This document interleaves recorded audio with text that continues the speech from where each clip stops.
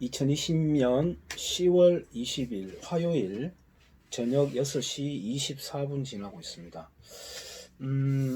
최재형이라고 하는 감사원장이 탈원전 정책이 통과되고 추진되는 동안 투명하게 잘 되어 왔는지를 이제 감사를 하는 과정에서 지금껏 이렇게 심한 감사 저항은 처음이었다라고 이제 토로를 하고, 또 관련 자료를 삭제를 했다 이런 충격적인 말도 하고 이제 감사 결과를 발표를 했는데요. 최재형 원장의 부친은 지금도 생존해 계시는 그 최형섭이라고 하는, 제가 어딘가에 책이 꽂혀 있는데, 백두산 함에서 근무하고 당시 6.25 전쟁 동안 그리고 전쟁 이후에 공비 토벌까지 여러 가지 공로를 세운 분이에요. 특히나 6.25 전쟁 발발 초기라기보다는 한 며칠 앞서서 이제 북괴 특수부대 600여 명을 수송선에 싣고 부산에 상륙하려고 하던 것을 우연하게 발견을 하고, 이제 검은 연기가 나는 것을 우연하게 발견을 하고 이제 그것을 수장시켜 버리는 이제 쾌거를 이룬 분이죠. 그 특작 부대원들이 부산에 상륙을 했더라면 참 끔찍한 전쟁에 어떤 치명적인 영향을 줬을 거라고 확신을 합니다만은, 그 백두산함을 들여오는 과정도 이제 우리들이 영상이나 책으로 저도 소개를 했고, 또 다른 영상에서도 많이 돌고 있습니다만은, 그분의 아들이 되겠습니다. 이제 그분의 아들이다 뭐 이런 걸 떠나가지고 나름 원칙적으로 하시는 분인 것 같아요. 근데 비핵화라고 하는 말, 지금은 한반도 비핵화라고 하잖아요. 그게 원래 용어는 조선반도 비핵화라고 하는 겁니다. 조선반도 비핵화라고 하는 것은 북괴는 그대로 핵무기 자산을 계속 개발을 하는 것까지 포기하지 않고 남한의 핵 전력 자산만을 없애는 것을 조선반도 비핵화라고 일컫고, 그것은 이제 김일성 때부터 계속 주장하고, 김정일, 김정은 이렇게 백정혈통 3대로 이어오면서 계속 유훈으로 이어져 오고 있는 것이거든요. 영화 판도라를 보고 나서 무서워가지고 뭐 핵폐기 정책을 한다, 그거 아닙니다. 그리고 이 자가 문재양이 고리 원자력 발전소에 가가지고 영구 정지 선포를 할 때도 후쿠시마 원전 이야기를 하면서 그때 사람들이 뭐 몇 명이 죽었다, 제가 숫자는 모르겠습니다만 검색해 보시죠. 1000단위가 넘어갔던 것 같은데요. 그런 허무맹랑한 주장을 하니까 이제 일본 측에서 공식적으로 항의를 하고 그랬습니다. 왜 거짓말 하냐고. 후쿠시마 원전에서는 2명이 죽었고, 그것도 방사능으로 인해서 피폭해서 사망한 게 아니라 쓰나미로 인한 사고였거든요. 근데 그렇게 어처구니 없는 거짓말까지 동원을 해가면서 정말 무지막지할 정도로 밀어붙여가지고 지금 탈원전을 시도를 하고 있습니다. 에너지 주권은 물론이고 유사시에 핵무기로의 전환 기술을 우리가 보유하고 있기 때문에 마음만 먹으면은 60일 안에 연탄 찍어내듯이 만들어낸다고 주장하는 학자들도 있을 만큼 우리가 뛰어난 기술력을 갖고 있거든요. 그걸 지금 무너뜨리고 있는 것이죠. 그래서 적은 무기를 개발하고 더 정교하게 고도화하고 있는데, 우리는 계속 무너뜨리고 열중시어 자세를 취하게 하는, 그야말로 지금 이적 행위를 놀랍게도 대한민국의 대통령이라는 자리에 앉은 자가 하고 있고, 국민들은 그를 선출을 했고, 지금 우리 이제 경주 월성 원자력 발전소, 제가 살고 있는 이 지역인데, 여기서도 순진한 사람들은 아직까지 아이들에게 원자력은 안 되라고 말도 안 하죠. 핵은 안 돼, 이렇게 탈핵 이렇게 하면서 더욱 공포감을 만들어내는 그런 용어를 스티커로 붙여 다니고 막 그러거든요. 그런 분들 표정을 딱 보면요, 대체로 굉장히 착하게 생겼어요.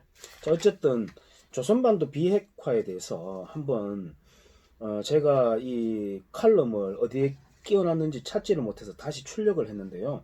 이 칼럼은 권대열 칼럼이라고 하는데요, 조선일보 2018년 5월 10일자 칼럼이 되겠습니다. 북한은 1956년부터 한반도 비핵화를 말했다. 북한의 완전한 비핵화 의사가 처음이라고? 아니다. 김일성이가 1950년도부터 조선반도 비핵 평화체제, 이 거짓말이죠. 그걸 주장해왔다. 87년 레이건에게 문서로도 전달을 했다. 결국은 미군 철수, 동맹 철폐가 목적이다. 김정은이 이 유훈을 넘을 수 있을까? 내용을 읽어보겠습니다. 남북은 완전한 비핵화를 통해 핵 없는 한반도를 실현한다는 공동의 목표를 확인했다. 지난달 남북 정상회담은 이 한 문장으로 의미를 부여받았다. 그러나 전문가들은 이 문구도 무슨 의미일지 잘 봐야 한다고 말한다. 북이 한반도 비핵화라는 말을 어떻게 써왔는지 역사를 알아야 한다는 것이다. 1956년, 그러니까 6.25 전쟁 끝난 뒤 3년 정도밖에 안 지났을 때예요. 11월 7일 북최고인민회의는 남한에 보내는 서한을 노동신문에 싣는다. 미국의 조선반도 핵무기 반입을 반대한다는 내용이다. 전성훈 전 통일연구원장 연구에 따르면 비핵화 관련 첫 공식 입장이다. 미국이 무서워서였다. 이어 김일성은 1959년에 핵무기 없는 아시아 평화지대 창설을 주장한다. 이 공산주의자들은 기본적으로 민주주의라는 말을 앞세우고요. 그 다음에는 평화라는 말을 앞세우고요. 그 다음에는 민족이라는 말을 앞세웁니다. 그 뒤 간헐적으로 거론하다 1976년 비동맹 정상회담에서 조선반도 비핵지대화를 제기한다. 한 가지 민족이라는 말에서 곁들여서 말씀드리면 이승만 박정희 대통령도 제가 존경해 마지 않습니다만은 민족이라고 하는 개념, 그러니까 국뽕이라고 소위 시쳇말로 일컬어지는 그 개념의 국민들의 취약이 한 장본인이기도 합니다. 사실은 물론 다른 공이 많지만 1980년대에는 더 교묘하게 포장해 선전에 나선다. 김일성은 1980년 고려연방제 실천 조치에 조선반도 비핵 평화지대를 넣고, 고려연방제 앞서서는 이제 낮은 단계 연방제 또는 느슨한 단계 연방제입니다. 그 이제 김대중이 또 같이 포석을 깔았던 거고요. 미군 철수를 보수 세력들이 불안해하고 반대한다면 그냥 미군의 지위만 변경하자. 전투 목적이 아니라 그냥 치안 유지, 평화 유지로만 지위를 변경하자라고 김대중이가 천재적인 그 잔머리를 굴리기도 했고, 낮은 단계 연방제는 지금 문재양 씨가 추진을 원래 대통령 되기 전부터 계속 지향해온 바이고, 지금 대통령이 되어서도 되돌릴 수 없을 만큼 체제 변환을 체질을 바꿔놓겠다라고 공언을 했던 바가 있습니다. 조선반도 비핵 평화지대를 넣고 1981년 동북아 비핵지대 창설안을 발표한다. 문정인, 이종석 씨가 우리가 진짜 저 사람은 물증만 없다 뿐이지 완전 간첩이네 라고 생각할 수밖에 없는 그 문정인, 이종석 씨를 말합니다. 이번 남북 정상회담 이후 핵 문제를 해소하려면 동북아 비핵지대화로 나가야 한다고 한 것과 용어는 같다. 일본 사회당과 동북아 비핵 평화지대 협정도 맺고 동구권 국가들을 만나서도 선전했다. 김일성은 일본 아사히 신문을 통해 아시아에 전개된 제국주의자의 침략적 군사기지를 철폐하고 비핵 평화지대를 설치해야 한다고도 했다. 일본 괌의 미군 기지도 없애라는 얘기다. 왜 없애겠어요? 그래야 쳐내려오죠. 미국을 끌어들이려는 작업도 이때 이미 있었다. 1986년 한반도 비핵 평화지대를 위한 남북미 3자 회담을 1987년에는 남북 10만 미만 병력 감축, 불가침 선언 및 평화협정 추진까지 함께 제안했다. 평화협정을 하고 종전선언을 한다는 것은 그만큼 전쟁이 날 가능성이 높다는 것과 똑같은 말이에요. 그냥 한 게 아니고 소련 고르바초프 서기장을 통해 레이건 미국 대통령에게 문서로 전했다. 한미는 목적이 뻔하다고 보고 거부했다. 북한은 1986년에서 1990년 발표한 정부 성명들을 통해 한반도 비핵화에 대해 핵무기 생산, 보유, 반입뿐 아니라 적재 가능한 항공기나 함선의 통과, 착륙, 기항을 금지하고 핵 우산 제공 협약도 금지하며 핵무기가 동원될 수 있는 일체의 군사훈련도 금지하는 것이라고 했다. 미국은 한미 상호 방위 조약에 따라 핵우산을 제공한다. 이를 위해서는 미사일이나 잠수함, 폭격기 등이 지원돼야 하며 훈련도 해야 한다. 요즘 용어로 확장 억제다. 이걸 모두 없애라는 것이다. 한미 동맹 폐기하고 동아시아 전체에서 미군 빼라는 얘기니 성사될 수가 없었다. 원래 반일 구도는 반미 구도와 한 세트거든요. 반일 구도야 우리나라 보수 세력도 할 말이 없죠. 같이 잘 해먹었으니까 정치적인 땔감으로서. 그렇지만 더욱더 극렬하게 맹렬하게 하는 게 이제 우리나라의 대한민국의 좌익들인데 좌익들을 대한민국이라는 카테고리에 넣을 수 있는지부터 의문이겠습니다만은 원래 반미로 이제 이어붙여야 되는데 지금 돌멩이 던지고 반미 시위했던 자들이 지금 다 더불어 신영복 민주당과 청와대 들어앉아 있지 않습니까? 근데 지금 이제 미국 대선도 있고 또 트럼프가 김정은이하고 잘 지내는 듯한 연기를 하니까 트럼프를 내칠 수는 없으니까 반미 시위로 본격적으로 이제 선동으로 연결하지는 않고 있습니다. 저는 그렇게 생각하고 있어요. 하지만 본격적으로 어떤 시점이 되고 필요하다고 생각되면 연결할 거예요. 지금 이제 반미하고 싶어가지고 근질근질 할 거거든요. 대신 이런 30여 년 주장 끝에 남북은 1991년 비핵화 공동선언에 합의한다. 볼턴 백악관 보좌관이 북한에 요구하고 있는 내용의 기초라고 말한 그 선언이다. 핵무기 제조, 보유, 사용 금지, 재처리와 우라늄 농축 금지, 비핵화, 사찰 등이 담겼다. 그러나 모두 알듯 남한 내 핵무기만 철수하고 북한은 하나도 안 지켰다.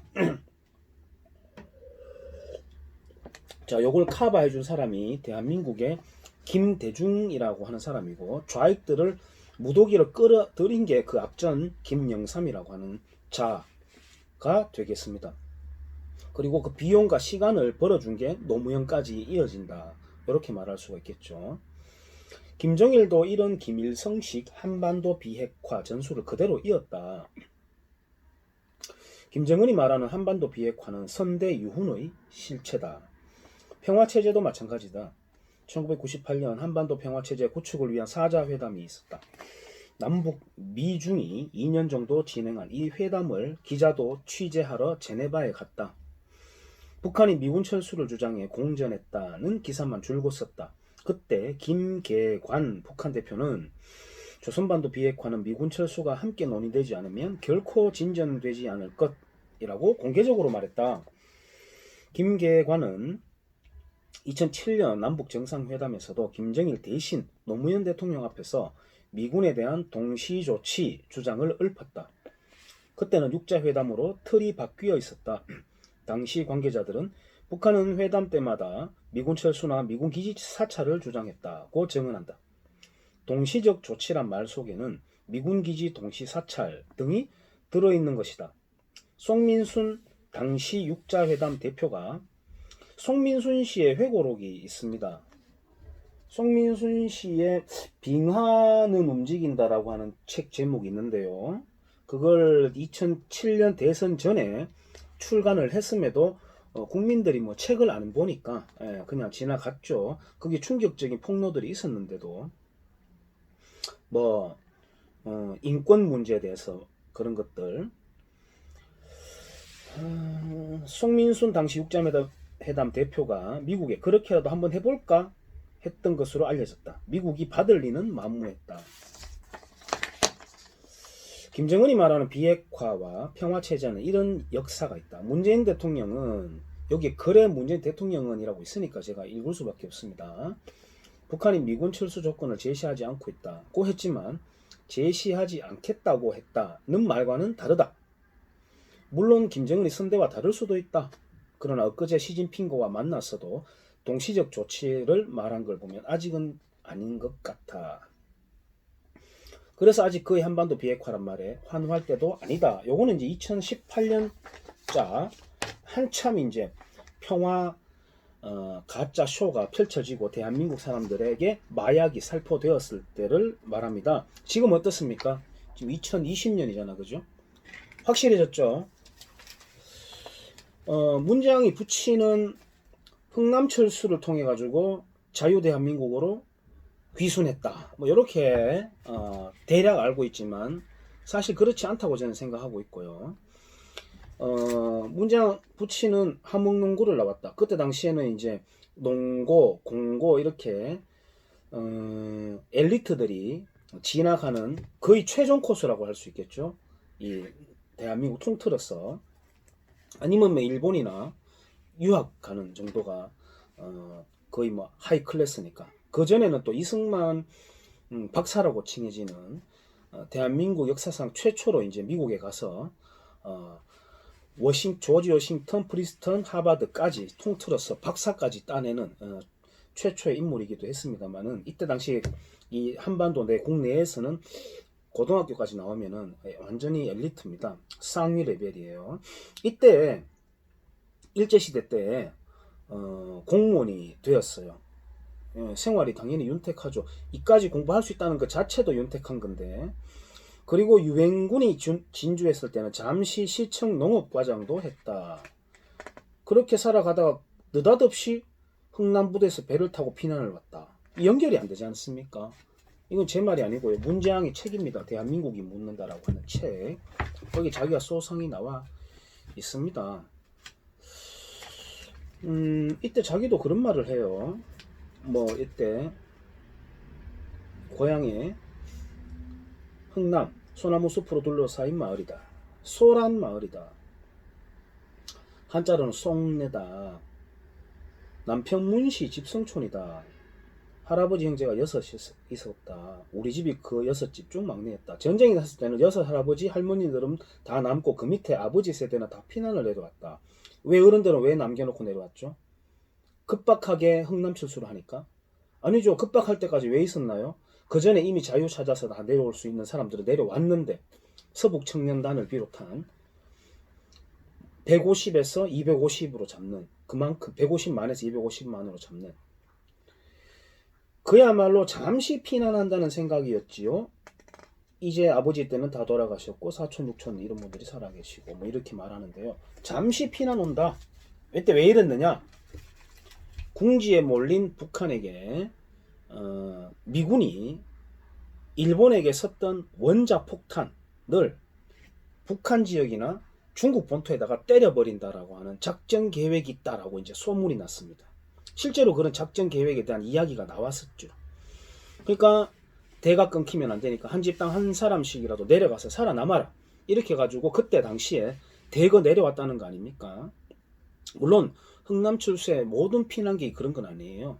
훌륭한 분들도 많죠. 그래서 대한민국을 이렇게 세우는 엘리트들로서 그 앞전에 왔던 사람들과 같이 대한민국 어떻게 보면은 부흥 세대라고 할 수 있겠죠. 그러나 문장이 붙이는 저는 아니라고 생각해요. 그러니까 오면 늘 허구한 날 국가 체제 비판이나 하고 그렇게 주저앉아 가지고 살았다는 거거든요. 김재철이라고 하는 동원의 대표적인 인물이죠. 그 김재철 회장의 부친 같은 경우에는 김재철 평전을 보면은 문장의 부친과 거의 나이대가 비슷한데, 김재철의 부친은 한 푼이라도 아껴가지고 김재철 회장의 형제도 굉장히 많았다 그러는데, 한 푼이라도 아껴가지고 어떻게든 자식 세대들 먹이고 공부시키려고 담배까지도 끊고 술도 입에도 안 대고 그렇게 살았다고 하는데, 문장의 부친은 늘 정부 비판을 하면서 푸념하면서 살았다고 하거든요. 김재철 회장의 부친 같은 사람이 정말 대한민국의 우리 아버지 상이라고 할 수 있다면, 문장의 부친은 뭔가 이상하지 않습니까? 그렇게 자유를 찾아 내려왔다면 어쨌든 미련이 조금 고향이 남는다 하더라도 악착같이 살려고 해야 될 거 아니에요. 그러니까 이 사람들은 내용에서도 말했듯이 잠시 내려온 목적으로 왔다. 이유는 미군이 원자탄을 쓰려고 하니까, 그러니까 김일성의 공산 폭정을 못 이겨서 내려온 게 아니라 대 끊기지 않기 위해서 내려왔던 것일 뿐이죠. 그의 아들이 문재왕인 겁니다. 경희대학교도 나왔죠. 문재왕 씨가 참 문제 많은 학교입니다. 경희대학교가 5월 15일 날 광주 5.18 터지기 전에 5월 15일 날 남대문 시위 현장에서도 경희대학교 시위대, 물론 다른 학교도 있지만 주축이 되어가지고 전경들을 향해서 버스로 치어 밀어 죽이고, 그런 동일한 수법을 며칠 뒤 광주에서도 했던 거거든요. 그래서 계엄군들이 지휘관이 어쩔 수 없이 타이어에다가 총을 쏘는 게 바로 광주 5.18의 첫 발포라고 하는 실체입니다. 그때까지만 해도 다른 사병들이라고 이제 하사관 또 병사들에게는 실탄이 지급되지 않은 상태였습니다. 그 첫 발포를 빌미로 그 전에 무기고에서 털어놨던 무기들로 이제 총격전이 벌어진 겁니다. 광주에서 완전히 해방구가 된 거예요. 예. 어쨌든 그런 경희대에 나온 것도 또 문장씨고 여러모로 굉장히 문제가 많은 사람이에요. 대한민국 정상화되고 나면 좌다 우다 조금씩 옥신각신하면서 대한민국 그래도 뭐 이쪽 왼쪽으로 한 2걸음 갔다가 오른쪽으로 한 또 4걸음 갔다가 이러면서 설렁설렁. 예. 그 왼쪽으로 2걸음이라는 거는 시행착오를 말합니다. 안 해도 될 왼쪽 2걸음이에요. 그것마저도 제 마음 같아가지고는 그냥 오른쪽으로 계속 치달아 가면 해결 나쁩니다. 예. 일본까지도 우리는 경제적으로 따라잡을 수 있을 거라고 저는 생각합니다만은 스위스 정도는 최선 올라갈 수 있을 거라고 봅니다만은 그래도 뭐 좌우 균형 뭐 말도 안 되는 뭐 양비론이다. 그걸 먹어준다고 한다면 왼쪽 2걸음, 뭐 오른쪽 4걸음 또 5걸음 이런 식으로 스텝을 밟아 나가면은 뭐 이렇게 올라가지 않겠습니까? 그렇게 그걸 정상화라고 지칭한다고 하더라도 지금의 좌파라고 하는 진보라는 말을 내세운 사람들은 종북적인 성향이 굉장히 강한 사람들이에요. 가장 대표적인 게 지금 탈원전을 계속 추진하고 있는 겁니다. 이거 심각한 이적 행위거든요. 훗날 시간이 지나서 대한민국 국민들 좌우 정치적인 지형에 있는 좌우 국민들 공히 충격적인 사건을 보게 될 것 중에 하나가 바로 이 문장이 추진하고 있는 탈원전 정책입니다. 순진하게 아이들에게 핵은 안 돼 이런 거 스티커에 붙여 다니고 그래놓고 집에 가서 냉장고 돌리고 얼음 꺼내 먹고 이런 정말 이율배반적인 정말 앉으면서 일어서기 같은 말도 안 되는 행동들 하지 마시고 실체를 잘 들여다 보시기를 바랍니다. 예, 여기까지 하겠습니다.